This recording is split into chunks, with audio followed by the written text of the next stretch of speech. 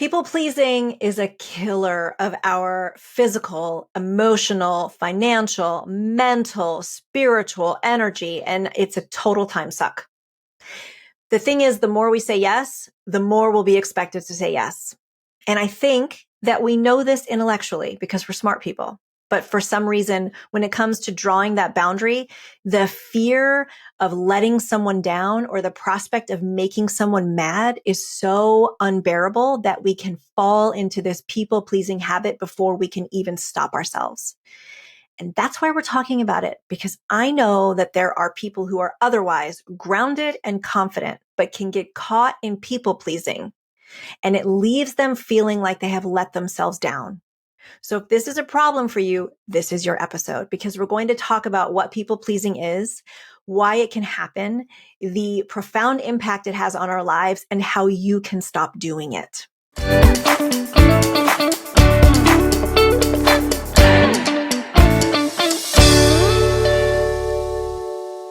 So team, I was chomping at the bit for this episode because this is a theme that comes up quite often in coaching with people that you might not think would be people pleasers.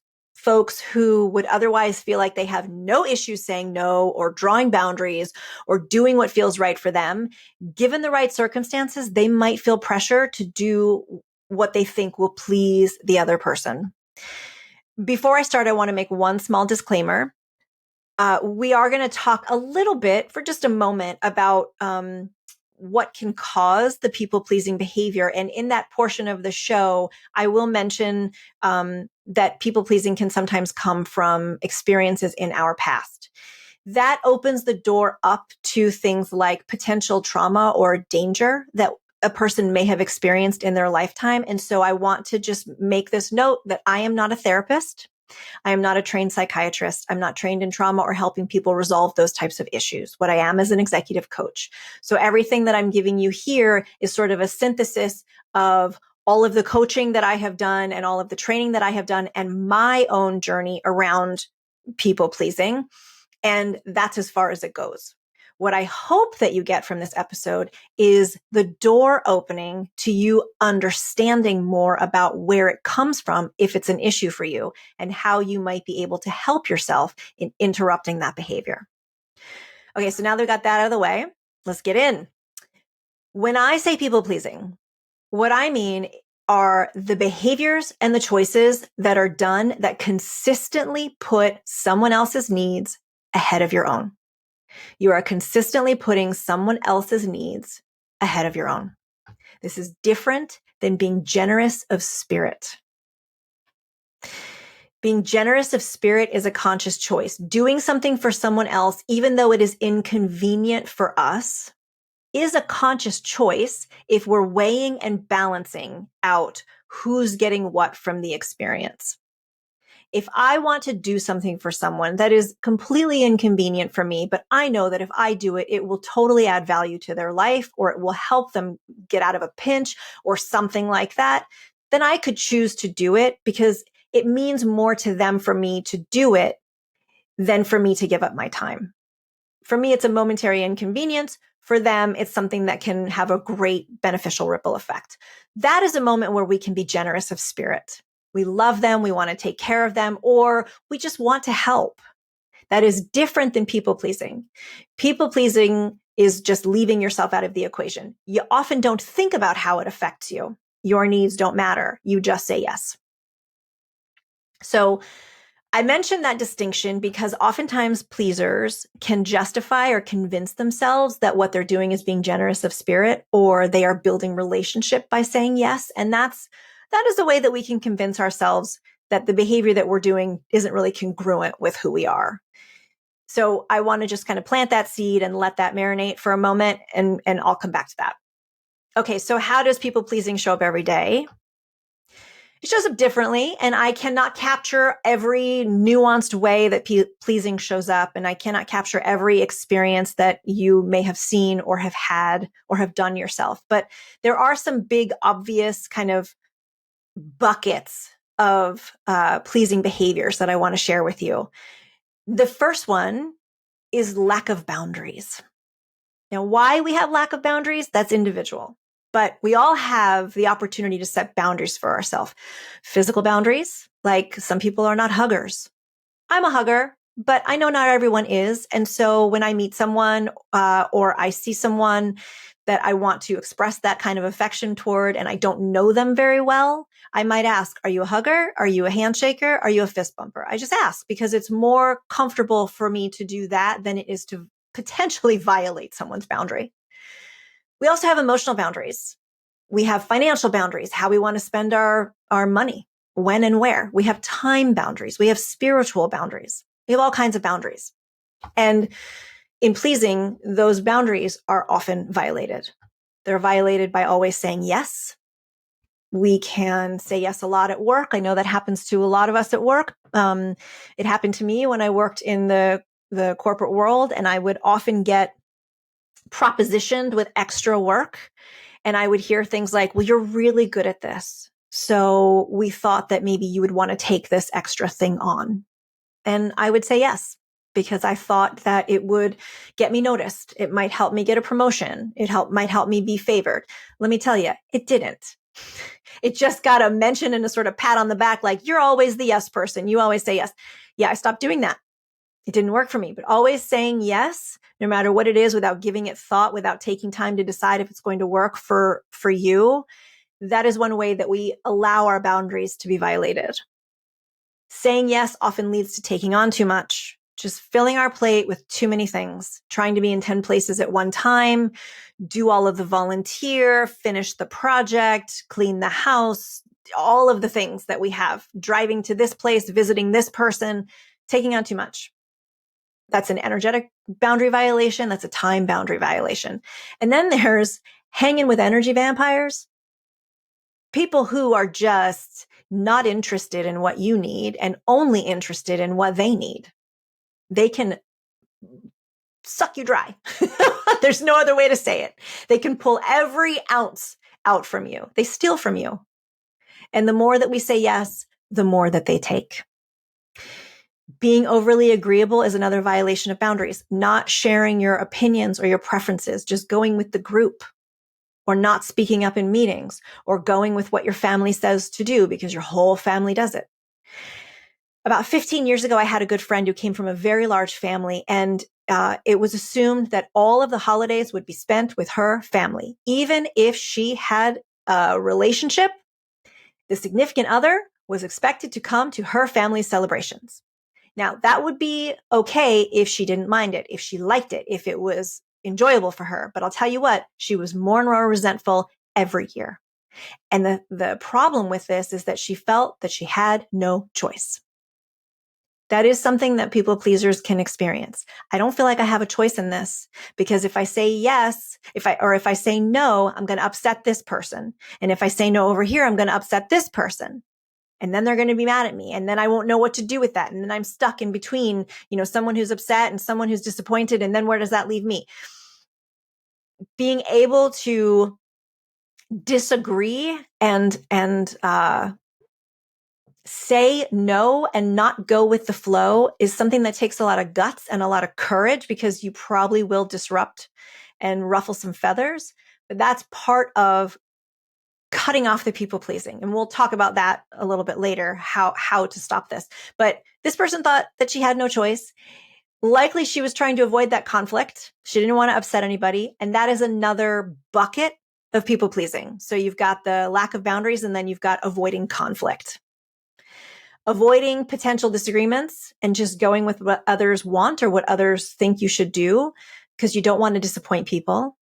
And you don't want them to think that you aren't there for them. We don't want folks to be mad at us. This can happen in our personal lives. It can happen in our professional lives. I know some business owners who struggle with saying no to clients. Even if that client is not the ideal client they want to work with, even if that client can't pay the fee that they want to pay, they struggle with saying no. At work, we might not give critical feedback to the people that we manage, because we don't want to see them get defensive or feel hurt or feel foolish. I worked with someone who really struggled with seeing other people feel shame.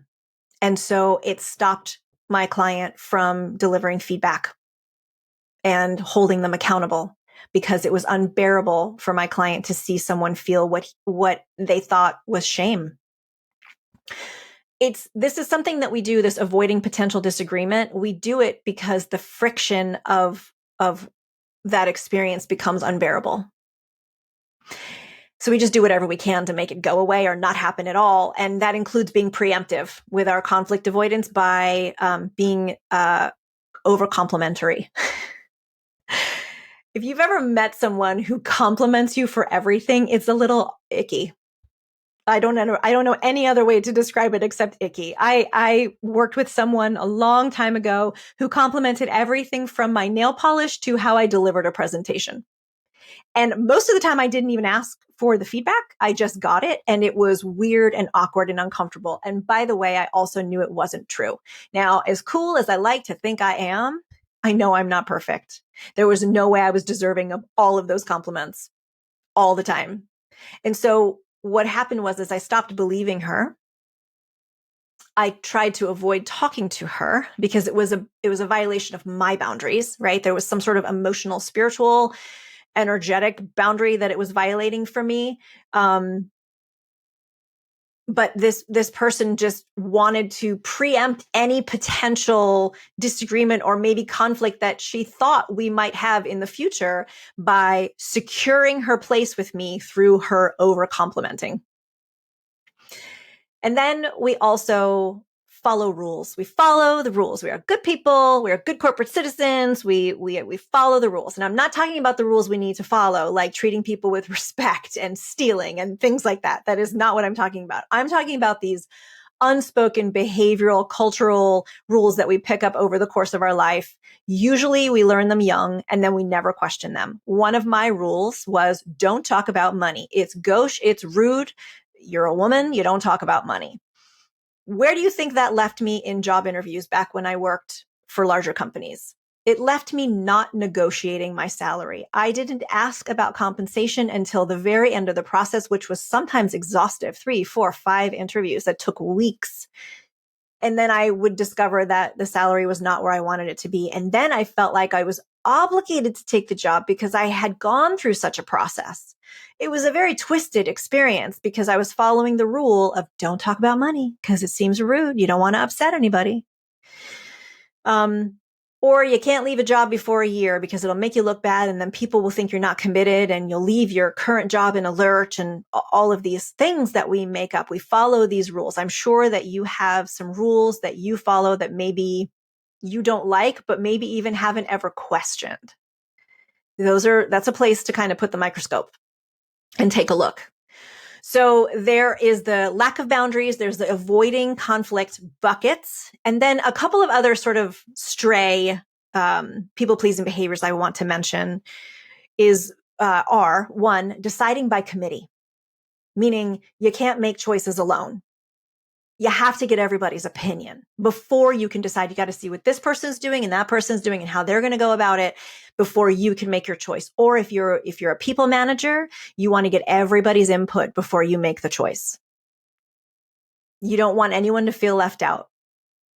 And this kind of pleasing behavior, you want everyone to feel like you've done right by them. So you feel obligated to get all the opinions, which leaves you being pulled in several directions. And then you're stuck. You're not able to make a decision because it is impossible to please everyone. And the last one is procrastination. Procrastination is a big byproduct of people pleasing. When we say yes to too much or too many things or something we don't want to do, the motivation that we have to do it is probably slim to none. And then something can get done late, not done well, or it doesn't get done at all. And then you're in this weird cycle of trying to make up for that. And it creates more stress for you and stress for the person that you've committed to. And then everybody's resentful. So if you relate to any of these in any way, you are a human being. It happens to the best of us. But the reason we're talking about it is to bring more awareness to the experience so that you have conscious choice around it. I have done some of these things. When I started new jobs in my corporate career, I thought I had to say yes to everything to be the good corporate citizen. I've done them with my family, and even I did them sometimes with, in my relationship, the beginning of my relationship with my now husband several years ago. We all have these moments where we don't want to rock the boat.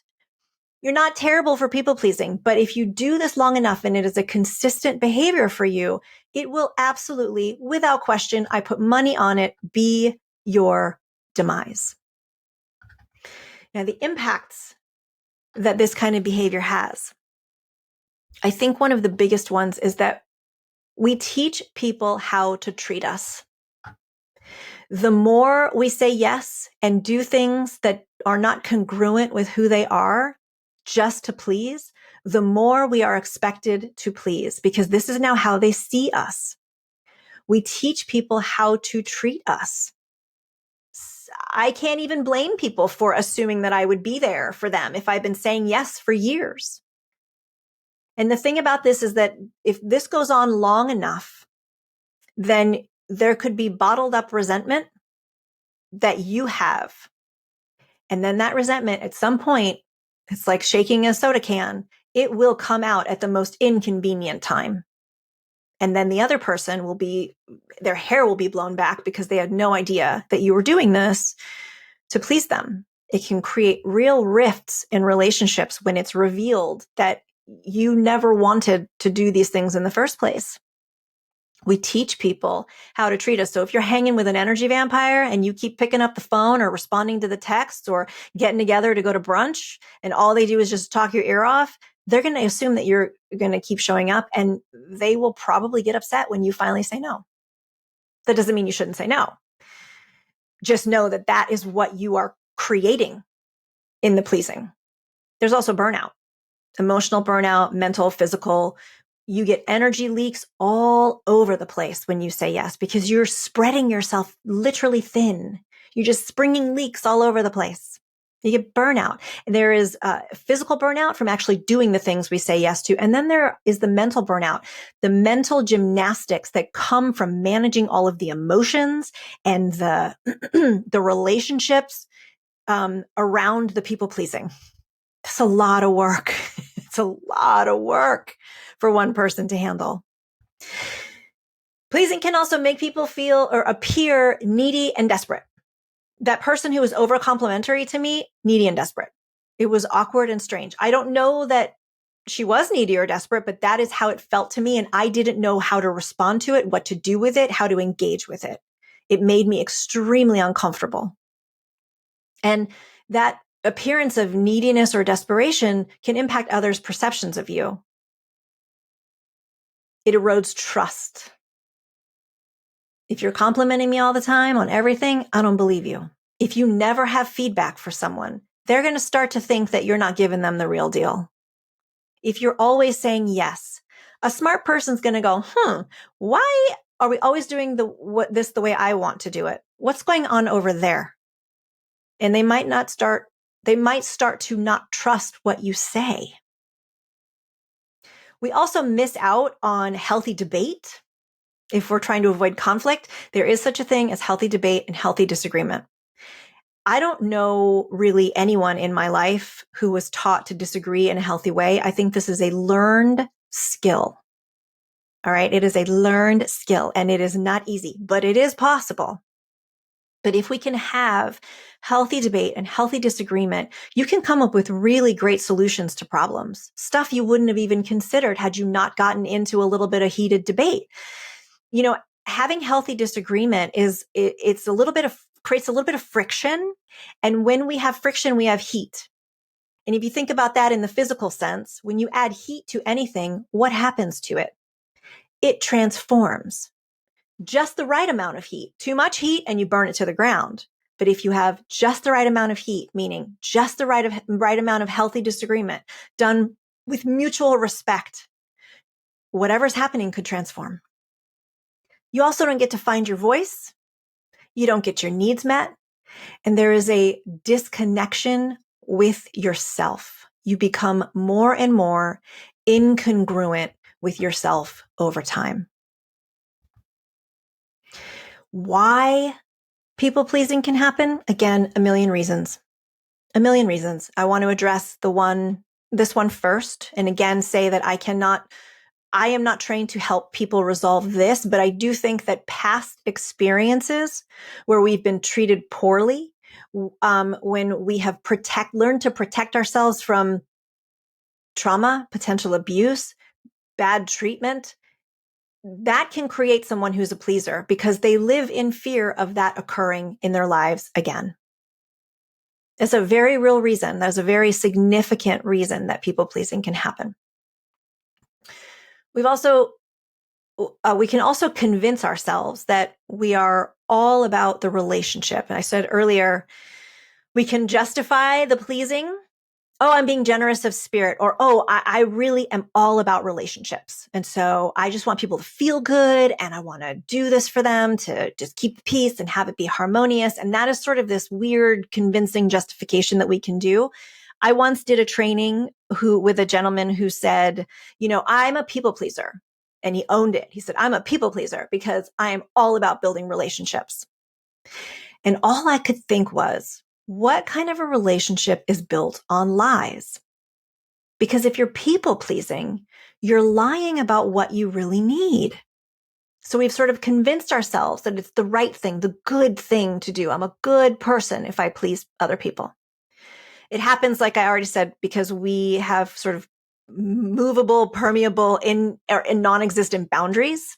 And we have fear of asserting the boundaries because if you put the boundaries down, you might make someone mad. And you know what? You might. If you've been saying yes for a long time, well, they might get upset because people profit from you not having boundaries. You might also have a need for validation. That might be why you people please. There might be some disconnect between you and your own worth. If you don't believe me, just take a look at Instagram, because there are many people on that platform that have amazing talent and skill, but they're just going for the likes. They just want the likes. That is a form of validation. When we don't believe our own story, essentially what we're doing is we're asking someone to fill in the blanks. When we don't believe in our own worth, we are asking for someone to tell us what we are worth. And we will be worth something different to everybody, depending on what they need. So a need for validation can get us into trouble because we are disconnected. It's a clue and a sign that we might be disconnected from our own worth. And the last one, which I think is a big one and kind of is foundational through all of this people pleasing, is fear. There's just some level of fear. It might not be this like all encompassing, takes you down, has you shaking in your shoes fear. It might just be a low hum of fear of people not liking you or being rejected. And we are all guilty of that. We all have experienced that. I will make that statement. I am pretty sure that all of us have experienced that.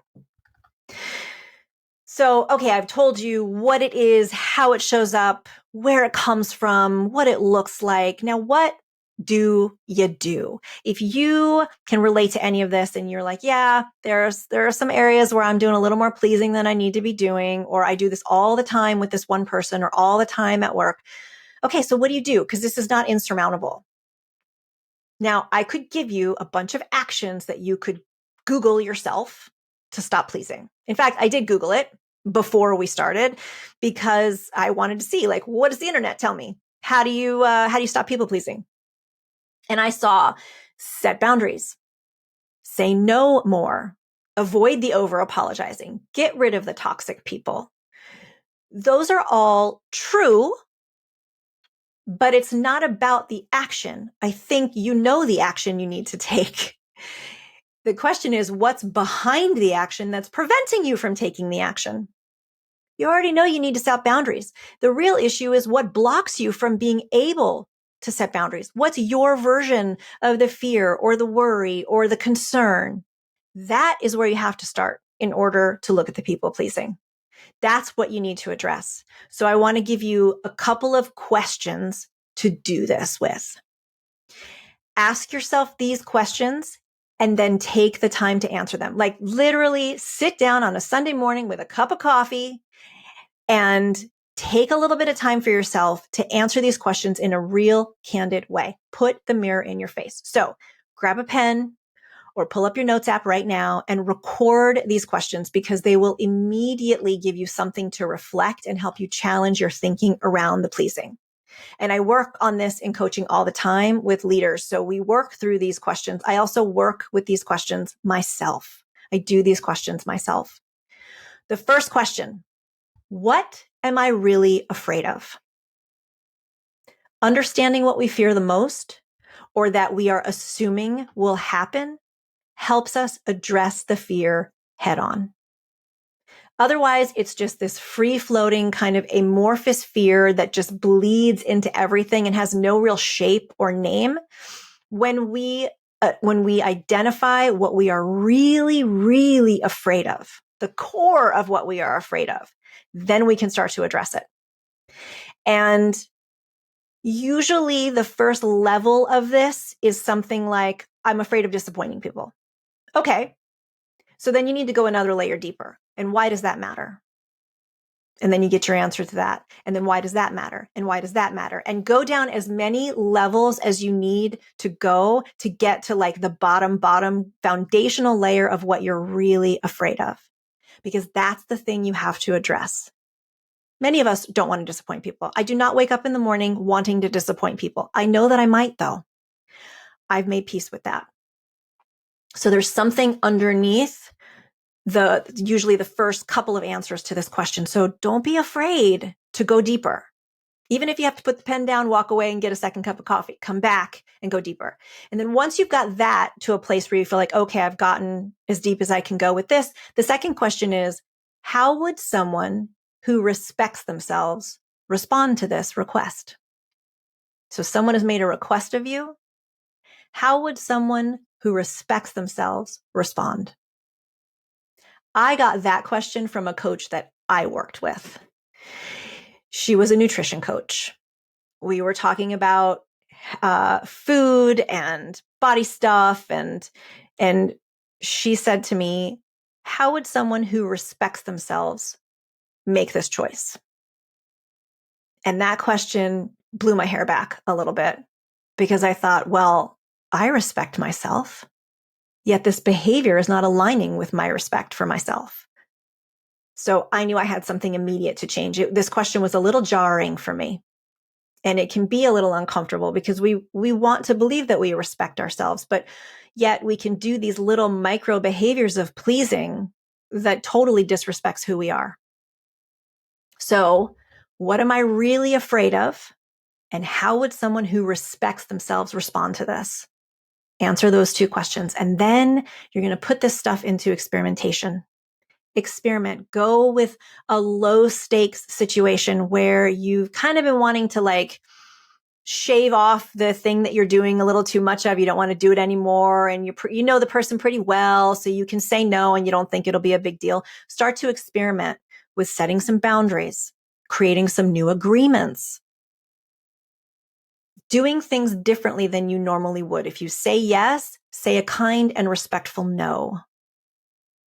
Find a new way to spend time with a person that works for you.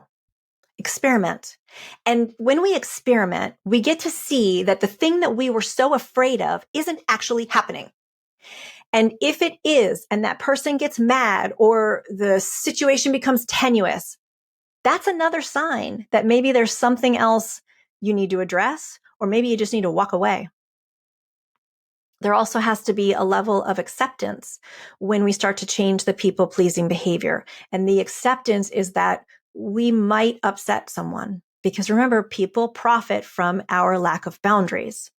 They profit from our pleasing. So if we take away the thing that they've been profiting from, someone might get upset. And that kind of reminds me of a little bit of this metaphor. You know that person at the office, if you've worked in an office, maybe you have. I know it's different and less now that we're post-pandemic, but back in the day, there were people that had bowls of candy on their desk, and they were the best. They had the chocolate, and they had the sour, and they had the crunchy, and they had the smooth, and they had all the different types for people's preferences. And it made that person feel good to have people pop by and get the candy. It made folks happy to, sit and snack and have a chat. And, if you're this person, you've been stocking this candy for months, right? And one day you didn't have time to get the candy. So the bowl sat empty for like a week. The folks who complain about it are the ones who get upset or mad because you're no longer pleasing them. The folks who are on your side, really worth your time and energy, are the ones who either didn't notice the bowl was empty or they went and got some candy and filled it up for you. So when you start to experiment with setting the boundaries, saying no more, or whatever your version of the people pleasing was, and sort of limiting that people pleasing, notice who's with you and who's for you and who's not. It will really surface what deserves your time and attention. And the impact of that, deeper relationships, deeper trust, and you get to have more respect and compassion and connection to yourself. Remember, you can lead or you can please, but you cannot do both. So that's all for now. Thank you for listening, and I will see you next time. Hey, it's Zovig. Listen, if you enjoyed this episode, why not spread the love? Go to the episode page in Spotify Podcasts and hit the share icon to share it with a friend who would also like it. It costs you nothing to share the love, and it helps others find the show too. And I can tell you want that good karma.